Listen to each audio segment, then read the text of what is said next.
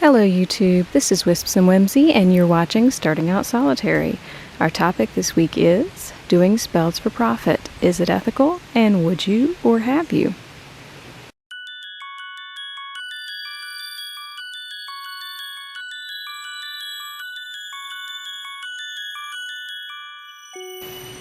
So our topic this week is about doing spells for profit. And I actually had to think about this because, my first response was, ew, no. But really, if you think about it, most of our archetypes are romanticized history because a lot of what we think about the past is pretty romanticized.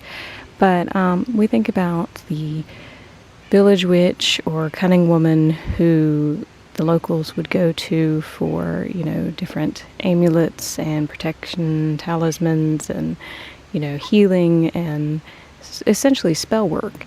And so, of course that was done as an exchange. And if you really think about it, spell work requires energy and it requires resources. So an exchange of energy and resources in return helps maintain a balance.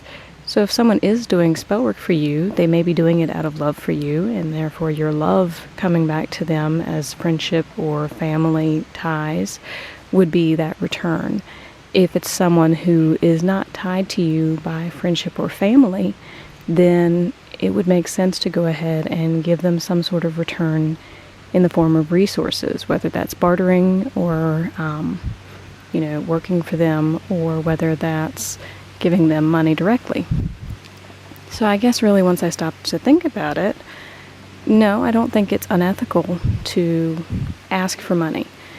I personally have never done spells for anyone else. I'm still consider myself starting out, so I don't feel that what I have to offer would be appropriate for someone to pay for, because I can't guarantee what's going to happen. And, I'm still finding my way through. So no, I haven't done it, and I have not purchased spells from anyone either. I feel like if it's something that I need to do a spell for, then I need to put my own personal energy into it and not rely on someone else's to try to get the job done. So that's just me personally. I'm not saying anything about anyone else purchasing spells. It's much like tarot readings.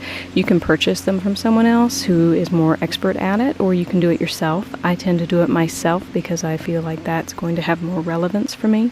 But that doesn't mean that I would never purchase from someone else and have them read for me. It's just where I am right now in my practice and what I want to build up. So definitely do not judge anyone for either buying or selling those resources. So anyway, that's a little bit of a ramble, but those are my thoughts.